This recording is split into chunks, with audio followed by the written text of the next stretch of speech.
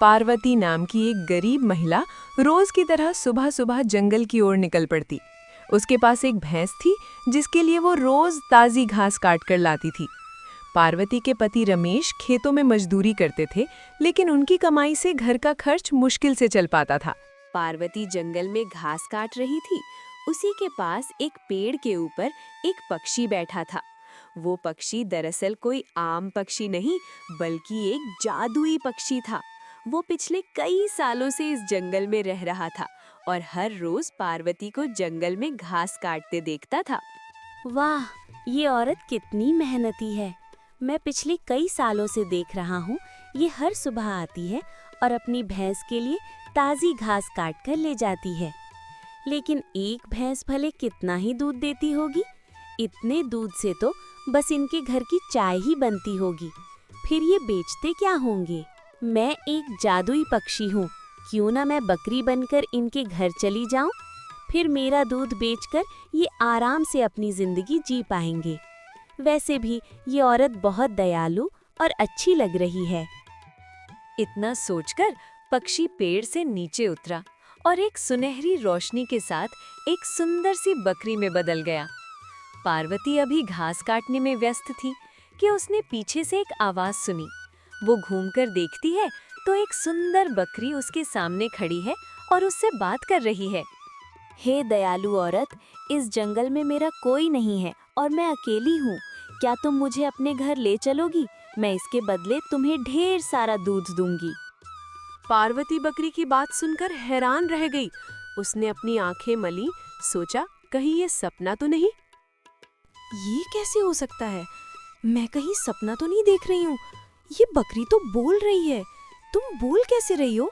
मैं तो पहली बार किसी बकरी को इंसान की आवाज में बोलते देख रही हूँ। दरअसल मैं एक जादुई बकरी हूँ, इसलिए मैं इंसानों की तरह बोल सकती हूँ और उनकी बातें समझ सकती हूँ। तो मैं ये कह रही थी कि तुम मुझे अपने घर ले चलो और फिर सुबह शाम हरी भरी घास खिला देना। मैं उसके बदले तुम्हें ढेर सारा दूध दूंगी। तुम उस दूध को बेचकर अपने जीवन का गुजारा आराम से कर पाओगे। वैसे भी एक भैंस से तुम्हारा क्या ही होगा। पार्वती की आंखों में खुशी के आंसू आ गए। क्या सच में तुम सच कह रही हो? अगर ऐसा हो जाए तो हमारी जिंदगी की सारी परेशानियां खत्म हो जाएंगी। ठीक है, तुम मेरे साथ चलो। पार्वती उस जादुई बकरी को लेकर घर की ओर चल पड़ी। थोड़ी देर बाद पार्वती बकरी को लेकर घर पहुंच गई। उसके पति रमेश ने जब ये देखा तो हैरान रह गए। अरे पार्वती, तुम तो भैंस के लिए जंगल में घास काटने गई थी, फिर तुम ये किसकी बकरी पकड़ लाई? अजी, मैं इस बकरी को कहीं से पकड़कर नहीं लाई हूँ। दरअसल ये मुझे जंगल में मिली है। हमें इसे बस थोड़ा बहुत चारा देना है और बदले में ये हमें ढेर सारा दूध देगी। एक भैंस से हमारा गुजारा नहीं हो पा रहा था। अब इस बकरी का दूध बेचकर हमारी जिंदगी अच्छे से गुजरेगी। पार्वती, तुम सच कह रही हो? ये बकरी सच में इतना दूध देगी? हाँ रमेश, बिल्कुल सच। तुम बस मेरा भरोसा करो। उस दिन के बाद से पार्वती और रमेश रोज बकरी के लिए जंगल से हरी भरी घास काट कर लाने लगे। बकरी उन्हें रोज ढेर सारा दूध देती। कुछ दिनों बाद रमेश रोज की तरह बकरी का दूध लेकर गांव के जमींदार के घर जाने लगा। वो रोज एक बाल्टी दूध बेचता। उनके पड़ोसी भागवान ने ये सब देखा तो उसे बड़ा आश्चर्य हुआ। भागवान बड़ा ही शातिर और लालची इंसान था। उसने अपनी पत्नी गीता से कहा, अरे गीता, सुनती हो? हमारे पड़ोसी रमेश के पास तो बस एक भैंस थी, फिर वो ना जाने कहां से रोज बाल्टी भरकर दूध बेच रहा है। भला एक छोटी सी भैंस इतना दूध कैसे दे सकती है? यहाँ कोई गड़बड़ है। मुझे जल्दी से पता लगाना होगा कि आखिर ये इतना दूध लाता कहां से है। अगर ऐसी बात है तो आप जाकर जल्द से जल्द पता लगाइए। मैं ऐसा होता हुआ बिल्कुल नहीं देख सकती कि ये हमसे भी अमीर हो जाएं। भगवान रमेश के घर की तरफ निकल पड़ा। वो चुपके से घर के पीछे छिपकर सब कुछ देखने लगा। उधर रमेश बकरी से बातें कर रहा था। अरे ओ मेरी प्यारी सी बकरी, तुम्हें और घास खाना है तो बताओ, मैं अभी लाता हूँ। नहीं रमेश, आज तुमने मुझे बहुत सारा घास खिला दिया है। अब मैं और नहीं खा सकती। लेकिन आज तुमने मुझे इतना सारा खिलाया है, इसलिए मैं तुम्हें बहुत सारा दूध दूंगी। तुम जितनी बाल्टी चाहो यहाँ रखकर चले जाओ। कल सुबह तुम भी सारी बाल्टी दूध से भरी पाओगे। नहीं नहीं, तुम्हें ज्यादा दूध देने की जरूरत नहीं है। तुम पहले जितना दूध देती थी उतना ही देना। इतने दूध से हमारा गुजारा अच्छे से हो जाता है। वैसे भी ज्यादा लालच करना ठीक नहीं होता। क्या अब तुम खुश हो मुझे यहाँ लाकर? तुम परेशान तो नहीं हो रहे मुझे चारा देकर? मेरे दूध से तुम्हें कुछ फायदा हो रहा है या नहीं? हाँ, बिल्कुल हो रहा है धारा। तुम्हारे दूध के कारण ही हमें अच्छे से 2 वक्त की रोटी मिल रही है। ये सब देख और सुनकर भगवान के होश उड़ गए। उसने मन ही मन सोचा, अच्छा, तो ये जादुई बकरी दे रही है रमेश को बाल्टी बाल्टी भरकर दूध। अब मुझे जल्द से जल्द कुछ योजना बनानी होगी। हाँ, मैं समझ गया। कल जब रमेश धारा को जंगल में घास चराने ले जाएगा, तब मैं इसका इलाज करता हूँ। फिर देखता हूँ ये दूध कहाँ से लाकर बेचता है। अगले दिन सुबह धारा ने रमेश से कहा, रमेश, मैं तुमसे एक बहुत जरूरी बात कह रही हूँ। तुम ध्यान से सुनो। अगर मुझे कभी कुछ हो जाए या किसी ने मुझे मार दिया तो तुम बिल्कुल भी चिंता मत करना, और जिस पेड़ के नीचे से तुम्हारी पत्नी मुझे लेकर आई थी, उसी पेड़ की पत्तियां लाकर मेरे सिर पर रख देना। फिर मैं दोबारा जीवित हो जाऊंगी, क्योंकि मेरे पास ये शक्ति है। ठीक है धारा, लेकिन तुम ऐसी बातें क्यों कर रही हो? मेरा किसी से दुश्मनी नहीं है, तो भला कोई तुम्हें मारना क्यों चाहेगा? तुम ऐसी बातें मत करो। चलो, आज मैं तुम्हें जंगल ले चलता हूँ। वैसे भी तुम्हें जंगल गए काफी दिन हो गए। रमेश ने पार्वती से कहा, पार्वती, मैं धारा को लेकर जंगल में घास चराने जा रहा हूँ। अगर लौटने में थोड़ी देर हो जाए तो चिंता मत करना। ठीक है, जाइए, लेकिन थोड़ा ध्यान रखिएगा। जंगल में बहुत सारे खूंखार जानवर होते हैं। ठीक है, मैं ध्यान रखूंगा। तुम चिंता मत करो। रमेश धारा को लेकर जंगल की ओर निकल पड़ा। थोड़ी देर बाद रमेश धारा को लेकर जंगल पहुंच गया। धारा जंगल की हरी भरी घास खाने लगी। रमेश ने सोचा, आज काफी गर्मी है, मैं उस पेड़ के नीचे आराम कर लेता हूँ। और वो एक पेड़ के नीचे जाकर बैठ गया। वहीं दूसरी तरफ भगवान झाड़ियों के पीछे छिपा हुआ था। उसके मन में लालच ने जगह बना ली थी। वो सोच रहा था, उस बकरी का पक्का इलाज करना ही पड़ेगा। वो मेरे रास्ते का कांटा है। भगवान धीरे धीरे धारा के पास बढ़ा। उसने अपने पास छिपा हुआ चाकू निकाला और धारा पर वार कर दिया। धारा जोर जोर से चिल्लाने लगी। रमेश की नींद खुल गई। उसने धारा की आवाज सुनी और तुरंत उसकी तरफ दौड़ा। लेकिन जब वो वहां पहुंचा तो धारा मर चुकी थी। हे भगवान, ये कैसे हो गया?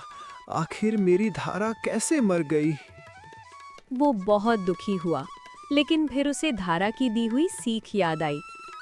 अब दुखी होकर क्या फायदा? जो होना था सो हो चुका। अब मुझे घर जाकर पार्वती को ये बात बतानी चाहिए और फिर पेड़ की पत्तियां लानी है। रमेश आंखों में आंसू लिए घर की ओर चल पड़ा। थोड़ी देर बाद रमेश घर पहुंचा। उसे देखते ही पार्वती ने पूछा, क्या हुआ? आप इतने दुखी क्यों लग रहे हैं? और धारा कहाँ है? आपके साथ नहीं दिख रही। पार्वती, धारा अब हमारे बीच नहीं रही, वो मर चुकी है। क्या? ऐसा कैसे हो सकता है? आप तो उसे जंगल में घास चराने ले गए थे। आप मुझे पूरी बात बताइए। रमेश ने सारी घटना बताई। पार्वती फूट फूट कर रोने लगी। नहीं, ऐसा नहीं हो सकता। भगवान हम जैसे गरीबों के साथ ही ऐसा क्यों करते हैं? वो बकरी ही हमारी कमाई का एकमात्र सहारा थी और उसे भी भगवान ने हमसे छीन लिया। अब हम भूखे मर जाएंगे। पार्वती, तुम परेशान मत हो। ये बकरी दोबारा जीवित हो सकती है। धारा ने मुझे बताया था कि जिस पेड़ के नीचे से तुम उसे लेकर आई थी, उसी पेड़ की पत्तियां लाकर उसके सिर पर रख दूं तो वो दोबारा जीवित हो जाएगी। मैं जा रहा हूँ जंगल वापस। ठीक है, जाइए, लेकिन जंगल में संभल कर जाइएगा। रमेश तुरंत जंगल की ओर निकल पड़ा। उसने वो पेड़ पहचान लिया और उसकी पत्तियां तोड़कर धारा के पास ले गया। पत्तियां उसके सिर पर रखते ही एक तेज सुनहरी रोशनी हुई और धारा जीवित होकर खड़ी हो गई। ओ मेरी प्यारी बकरी, तुम जीवित हो गई। तुम्हें पता है, तुम्हारे बिना मुझे बिल्कुल अच्छा नहीं लग रहा था। रमेश, अब तुम्हें दुखी होने की जरूरत नहीं। मैं लौट आई हूँ। चलो घर चलते हैं। पार्वती मेरे बिना परेशान हो रही होगी। घर पहुंचकर पार्वती ने धारा को देखा तो उसकी खुशी का ठिकाना न रहा। उसने गले लगा लिया। ओहो मेरी प्यारी बकरी, मैं तुम्हारे बिना परेशान हो गई थी। जब से तुम्हारे साथ ये हादसा हुआ तब से हमने ठीक से खाना भी नहीं खाया। कोई बात नहीं मालकिन, अब आप चिंता मत करो। मैं आ चुकी हूँ। अब मैं पहले की तरह ठीक हूँ और आज के बाद आप मुझे प्यार से धारा बुलाया करो। लेकिन धारा, अभी घर में खाने को कुछ नहीं है और हमारे पास पैसे भी नहीं हैं। अब हम क्या करेंगे? रमेश, तुम पैसे की चिंता मत करो। बस अंदर से बाल्टी लेकर आओ। मैं अभी तुम्हें ढेर सारा दूध देती हूँ। ठीक है, लेकिन तुम्हें ज्यादा दूध देने की जरूरत नहीं। पहले जितना दूध देती थी उतना ही देना, वही हमारे लिए बहुत है। रमेश अंदर से बाल्टी लाया और धारा के पास रख दी। अचानक एक जादुई रोशनी के साथ वो बाल्टी दूध से भर गई। वाह धारा, तुम्हारा दूध तो बहुत गाढ़ा है। रमेश, अभी मेरे पास घास नहीं है, तो अब मैं क्या खाऊंगी? हमारे पास केले का पेड़ है, वही लाता हूँ। अगले दिन रमेश दूध लेकर जमींदार के घर जा रहा था। रास्ते में जंगल के बीच उसने देखा कि एक बूढ़ी महिला अपनी कुटिया के सामने बैठकर रो रही है। ये बेचारी बूढ़ी माँ बहुत दुखी लग रही हैं। मुझे उनके पास जाकर उनकी मदद करनी चाहिए। क्या हुआ बूढ़ी माँ, आप रो क्यों यहीं हैं? कोई परेशानी हो तो मुझे बताइए। बेटा, मैं पिछले 2 दिनों से कुछ नहीं खाई हूँ। बहुत जोरों से भूख लगी है। रमेश को बहुत दुख हुआ। उसने तुरंत अपने बाल्टी में से थोड़ा दूध निकालकर उस महिला को दिया। बूढ़ी माँ, आप ये दूध पी लीजिए। उसके बाद वो बचा हुआ दूध लेकर जमींदार के घर पहुंचा। रमेश, तुम बहुत दिनों बाद दूध लेकर आए हो, कहाँ थे? जमींदार जी, मेरी बकरी बीमार थी, इसलिए नहीं ला पाया। अब वो ठीक हो गई है। रमेश, मैंने सुना है तुम्हारी बकरी का दूध बहुत अच्छा है। क्या मैं तुम्हारी बकरी देख सकता हूँ? हाँ हाँ जरूर, मेरे साथ चलिए। बकरी के पास जाकर रमेश ने कहा, जमींदार जी, ये है मेरी जादुई बकरी धारा। मुझे यकीन नहीं हो रहा, क्या तुम मेरे सामने इससे दूध मांग सकते हो? रमेश ने बाल्टी रखी और कहा, धारा, मुझे थोड़ा दूध दो। तुरंत बाल्टी दूध से भर गई। ये देख जमींदार और लालच में आ गया। रमेश, मुझे ये बकरी दे दे, मैं तुझे बहुत सारा धन दूंगा। नहीं जमींदार जी, ये बकरी मैं नहीं दे सकता। आप इसका गलत इस्तेमाल करेंगे। ये बकरी सिर्फ ईमानदार लोगों के लिए है। जमींदार ने बकरी की रस्सी खोलने की कोशिश की, लेकिन जैसे ही उसने रस्सी छुई, उसके हाथ जलने लगे। रमेश, ये दुष्ट जमींदार बहुत दिनों से लोगों को परेशान कर रहा है। आज मैं इसे सजा दूंगी। मुझे माफ कर दो, मुझे तुम्हारी बकरी नहीं चाहिए। जमींदार जी, मैं दूध बेचकर जो पैसा कमाता हूँ वो गरीबों को दान कर देता हूँ, लेकिन आप गरीबों की फसल और जमीन जबरदस्ती छीन लेते हैं, इसीलिए ये बकरी आपके लिए नहीं है। मुझे अपनी गलती पर पछतावा है।